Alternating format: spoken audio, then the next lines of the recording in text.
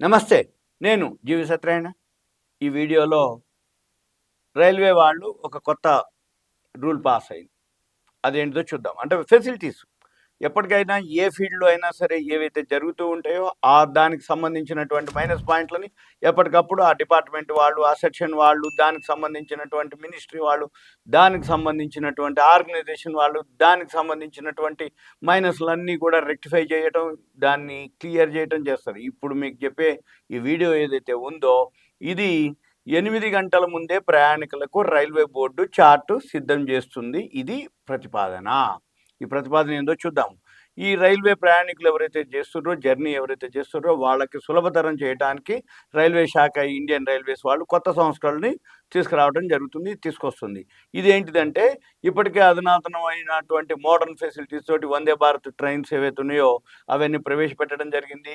మనం గుళ్ళు, గోపురాలు, యాత్రలు తిరగటానికి సెపరేటు ట్రైన్స్ ప్రవేశపెట్టడం జరిగింది.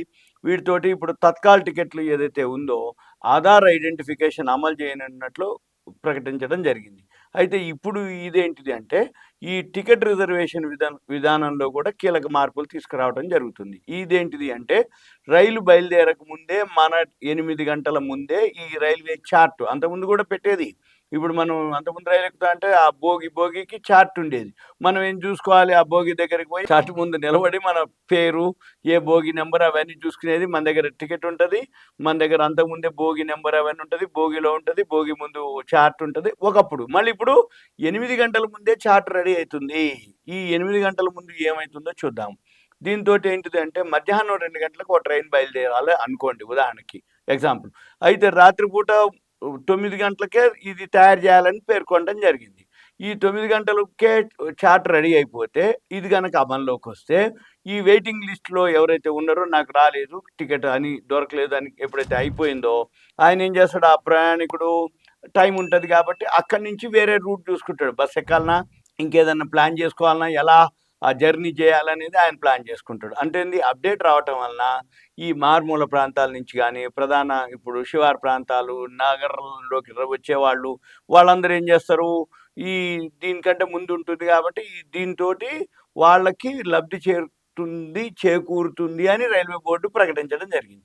అయితే ఒకవేళ టికెట్ కన్ఫర్మ్ కాలేదు. వాళ్ళెందుకు ప్రత్యామ్నాయ మార్గాలు చూసుకుంటారు. ముందస్తు చార్ట్ తయారైందనుకోండి, ఈ 2025 డిసెంబర్ నాటికి అధునాతన ప్యాసింజర్ రిజర్వేషన్ సిస్టమ్ పిఆర్ఎస్ అంటారు.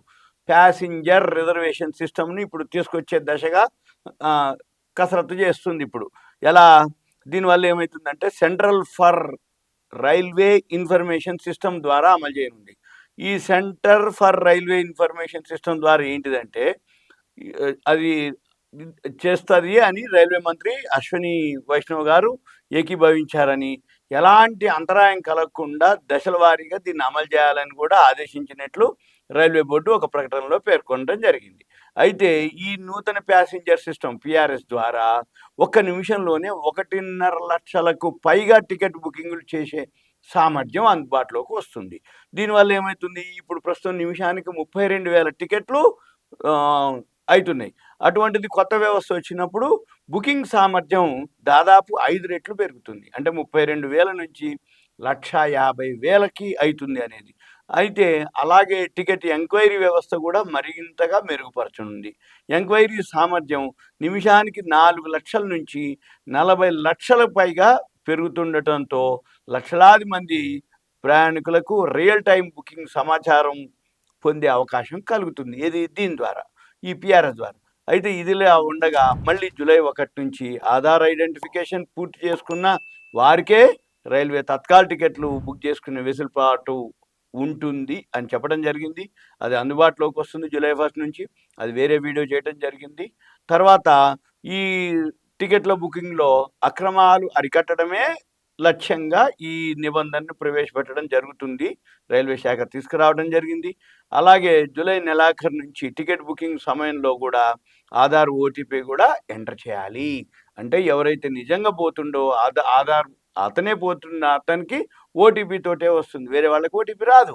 వేరే వాళ్ళకి ఆధార్ లింక్ ఉండదు కాబట్టి అంటే ఏంది, అక్రమాలు లేకుండా చేయడం కోసమే ఇది అన్నమాట. ఇప్పుడు రాబోయే రోజుల్లో ఇంకా మార్పులు చూస్తాం. ప్రతి దాంట్లో రైల్వేస్ అనుకోండి, ప్రతి ఫీల్డ్‌లో కూడా ఇటువంటి మార్గాలు ఏవైతే ఉన్నాయో, నూతనంగా ఏవైతే మార్పులున్నాయో అవన్నీ మీకు ఎప్పటికప్పుడు షేర్ మార్కెట్ అనుకోండి, సెబీ నార్మ్స్ అనుకోండి, సెబీలో అనుకోండి, ప్రతి దానిలో మీకు ఎక్స్‌ప్లెయిన్ చేయటం జరుగుతుంది ప్రతి వీడియోలో. ఈ వీడియోలో ఇప్పుడు 8 గంటల ముందే ప్రయాణికులకి ఈ చార్ట్ సిద్ధమవుతుందనేది విషయం. ఓకే. ఇదంతా మీకు ఒక ఇన్ఫర్మేషన్ మాత్రమే. ఓకే. Thank you. సెలవు.